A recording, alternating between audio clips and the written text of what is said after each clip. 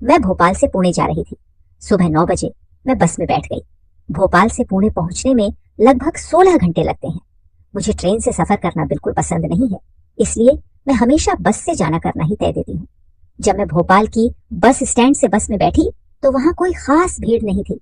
मुझे खिड़की के पास की सीट मिली और मैं आराम से बैठ गई। लेकिन मेरे मन में एक बड़ी चिंता थी। मेरे पति कुछ साल पहले भोपाल में ट्रांसफर होने के बाद अब रहने लगे थे।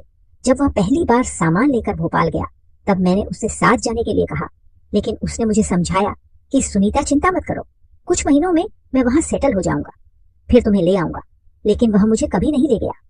मैंने कई बार उसे समझाने की कोशिश की कि मैं यहाँ अकेली नहीं रह सकती, हम पति पत्नी हैं, अलग रहना सही नहीं है। लेकिन वह मेरी बात सुनने को तैयार नहीं था। उसके भोपाल जाने के बाद उसका व्यवहार धीरे धीरे बदलने लगा। शुरू में वह मुझे हफ्ते में एक बार फोन करता था, फिर महीने में एक बार, और अब तो वह 6 महीनों में फोन करने लगा था। फिर मुझे एक रिश्तेदार से एक चौंकाने वाली खबर मिली। भोपाल में मेरे पति ने दूसरी महिला से शादी कर ली है और वह उसके साथ रह रहा है। ये सुनकर मुझे बहुत बुरा लगा और गुस्सा भी आया।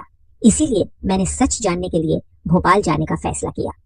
भोपाल पहुंचने के बाद मैंने चुपके से पूछताछ की और जो मैंने सुना था वह सच निकला। मेरा पति वास्तव में एक दूसरी महिला के साथ रह रहा था और उनका एक बच्चा भी हो गया था। यह सब मैंने दूर से ही देखा। उससे मिलने या बात करने की मेरी इच्छा नहीं हुई, क्योंकि मुझे लगा कि उससे मिलकर कुछ नहीं होगा। मैं बहुत निराश हो गई थी। पिछले कुछ वर्षों में मैंने उसके ऊपर कितना भरोसा किया और उसकी यादों में अपना जीवन बिताया था। एक दिन वह मुझे अपने साथ ले जाएगा, इस उम्मीद में मैंने कितने साल बिताए थे। लेकिन उसने मुझे जो धोखा दिया उसे देखकर मेरे दिल पर बड़ा आघात हुआ। मैं अपनी सीट पर अकेली बैठी हुई थी। मेरी सीट 2 लोगों के लिए थी, लेकिन बस में काफी जगह होने के कारण कुछ समय के लिए मेरी सीट खाली रही। अगले एक स्टेशन पर बस रुकी और कुछ लोग चढ़े। उनमें से एक पुरुष मेरे पास आकर बैठ गया। बस में बैठे बैठे काफी समय बीत चुका था और मुझे थकान महसूस होने लगी थी। दोपहर के 3 बज चुके होंगे और मुझे प्यास भी लग रही थी। इसीलिए मैंने अपनी बैग से पानी की बोतल निकाली, लेकिन बोतल में पानी तो खत्म हो चुका था। मैं बोतल को वापस रख रही थी, तभी मेरे पास बैठे उस आदमी ने देखा कि मुझे पानी चाहिए, लेकिन मेरी बोतल का पानी खत्म हो गया था। वह बोला, मैडम आपको पानी चाहिए?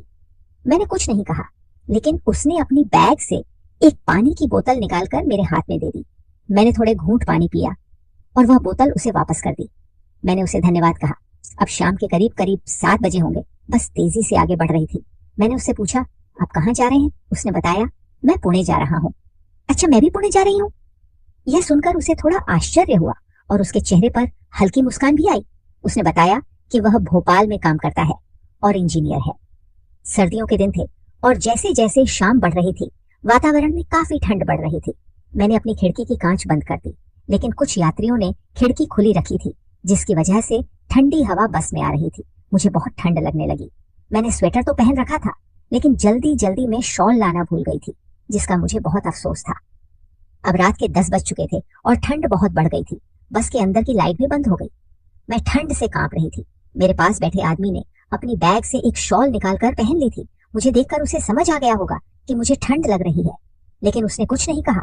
मैं खुद पर ही नाराज हो रही थी कि इतने लंबे सफर पर जा रही हूँ और शॉल लेना भूल गई।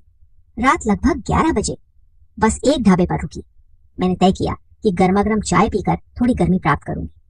चाय लेते वक्त वह आदमी भी नीचे उतरा। उसने मेरी ओर देखा और मैंने उसके पास जाकर थोड़ा मुस्कुराते हुए पूछा, आप भी चाय लीजिए? उसने कहा, ठीक है। तो मैंने उसके लिए भी चाय मंगवाई।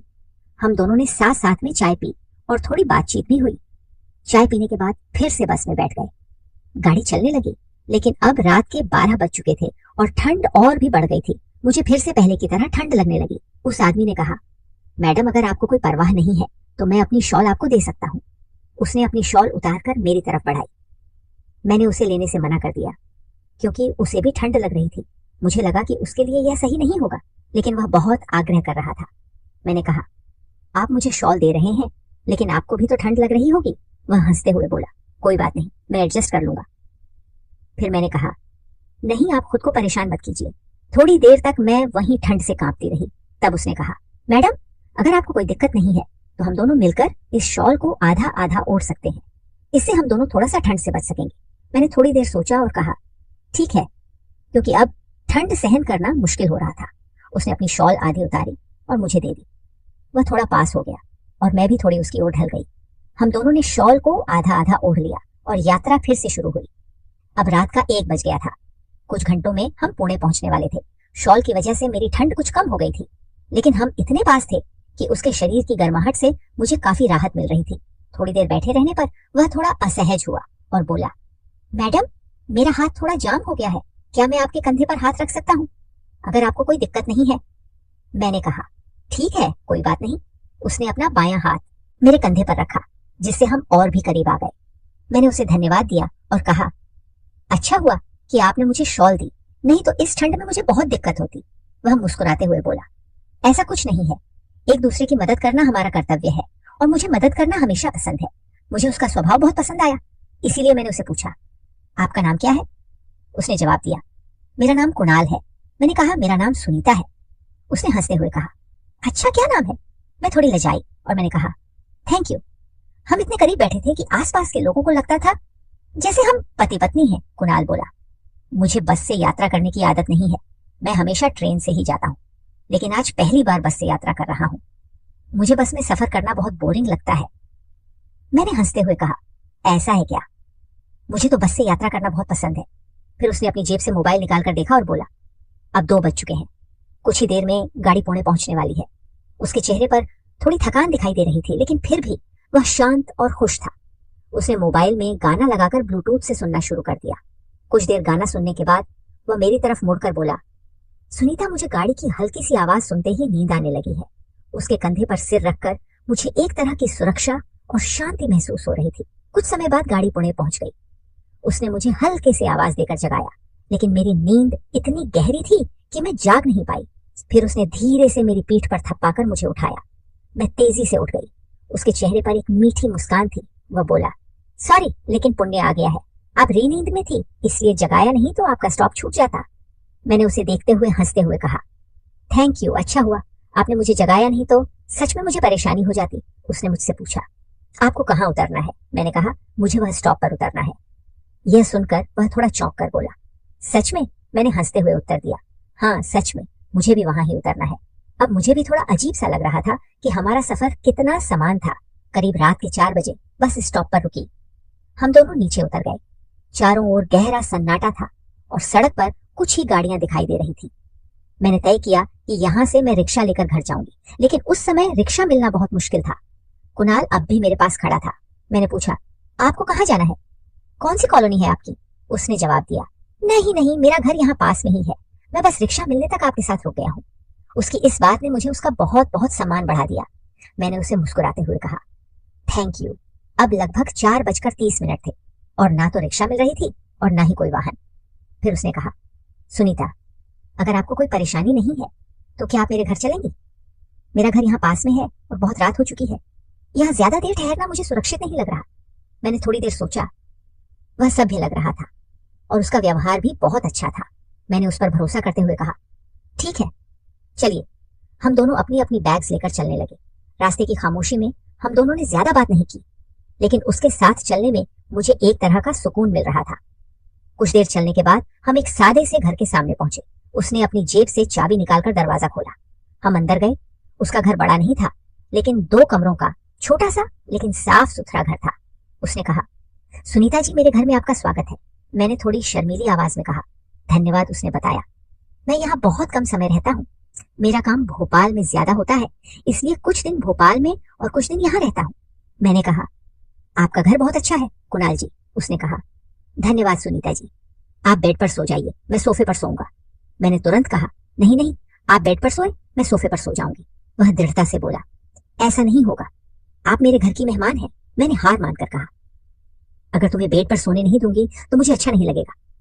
कुणाल ने मुझे अपनी बात मानने पर मजबूर कर दिया और हम दोनों अपनी अपनी जगह सो गए। सफर की थकान की वजह से मुझे जल्दी ही नींद आ गई। उस रात की बातें और उसके सभ्य स्वभाव ने मेरे मन पर एक अलग ही सकारात्मक असर डाला था। जब मेरी आंख खुली तो मैंने चारों ओर देखा। सामने दीवार पर एक घड़ी लटकी हुई थी और सुबह के 9 बज रहे थे। मैंने देखा कि कुणाल जी उठ चुके थे और घर में कुछ सफाई कर रहे थे।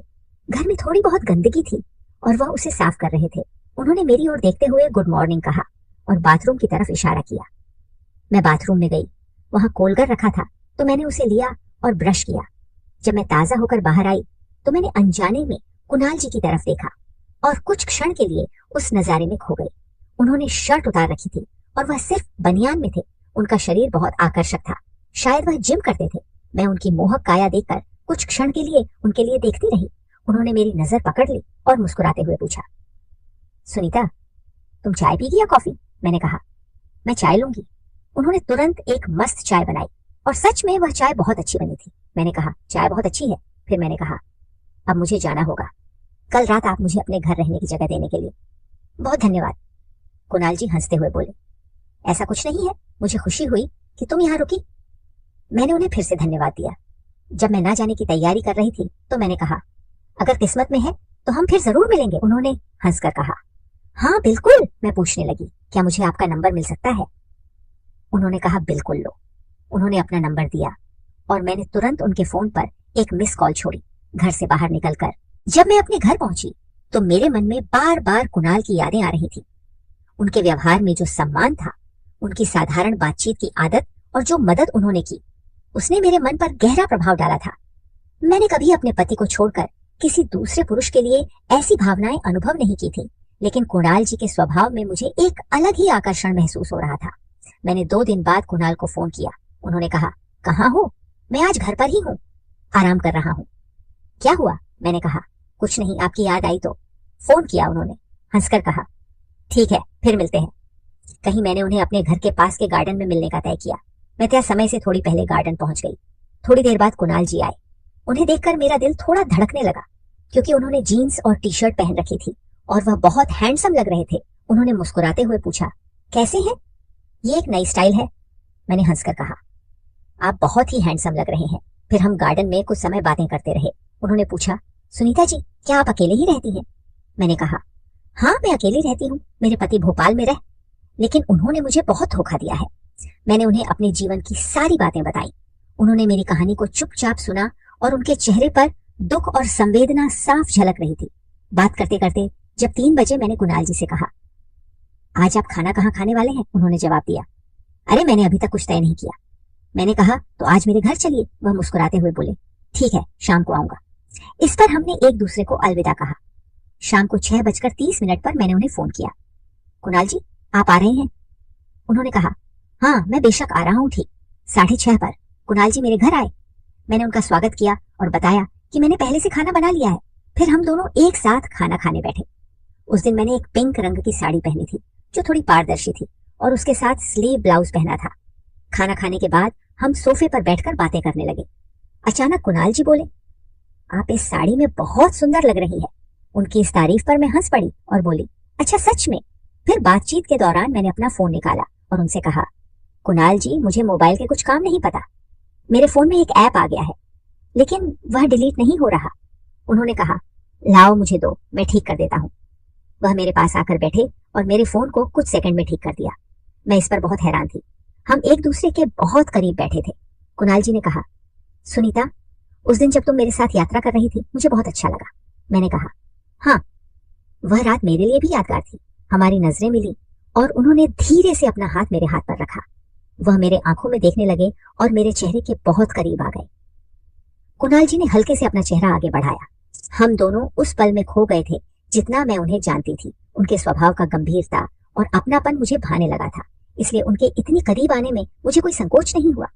थोड़ी देर बाद जब हम अलग हुए तो मैंने उनके आंखों में एक अजीब तरह की संकोच और चिंता देखी। उन्होंने कहा, माफ करना सुनीता, मैं भावनाओं में बह गया था, इसीलिए ऐसा हुआ।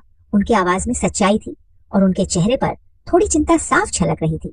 मैंने हल्के से मुस्कुराते हुए कहा, कोई बात नहीं कुणाल जी, सच बताऊं जो कुछ हुआ वह मुझे भी अच्छा लगा।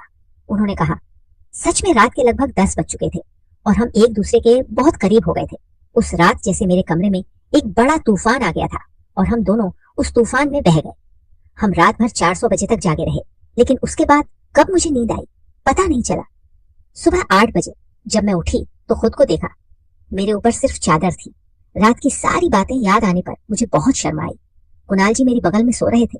मैं जल्दी से वॉशरूम में चली गई। कुछ समय बाद मैं बाहर आई और कुणाल जी को उठाने लगी। मेरे आवाज से वे तुरंत जाग गए। फिर मैंने हमारे लिए चाय बनाई बिना कुछ बोले। हम एक दूसरे को देखते हुए चाय पीने लगे। चाय पीते वक्त कुणाल जी ने हल्का मुस्कुराते हुए कहा, थैंक यू। मैं थोड़ी चौंकी की किस बात के लिए? थैंक यू, उन्होंने मुस्कुराकर और कहा।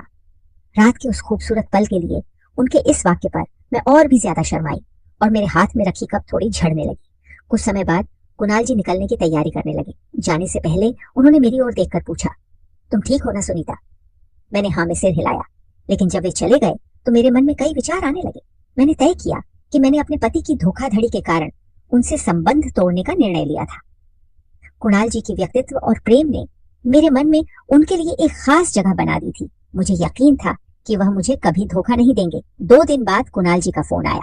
उनके आवाज में खुशी थी। उन्होंने कहा, सुनीता, आज शाम तुम मेरे घर आओगी क्या? मुझे कल छुट्टी है, हम आराम से बातचीत करेंगे, खाना खाएंगे और अगर चाहो तो रात को भी रुक सकती हो। उनकी इस बात ने मुझे थोड़ी देर के लिए सोच पर मजबूर कर दिया। इस प्रस्ताव ने मेरे मन में हल्का सा गल्ला पैदा किया, लेकिन मैंने तय किया कि आज एक मौका है उस चीज को कहने का जो मेरे मन में है। मुझे उनसे पूछना था कि क्या वह मेरे साथ जिंदगी बिताने के लिए तैयार है। शाम को हमारी मुलाकात होने वाली थी और उस पल मैं कुणाल जी से शादी के बारे में बात करने वाली थी। ये मेरे लिए बहुत महत्वपूर्ण पल था, क्योंकि उनके उत्तर पर मेरे जीवन का अगला सफर निर्भर होने वाला था। फिर भी मैंने तय किया कि मैं उस प्रश्न को सहजता से पूछूंगी, ताकि उन्हें दबाव महसूस न हो और उनका सच्चा विचार मुझे जानने को मिले। तो दोस्तों, क्या मैं कोना जी के घर गई और उसके बाद क्या हुआ यह मैं आपको अगले भाग में बताऊंगी। आपको ये कहानी कैसी लगी कमेंट करके जरूर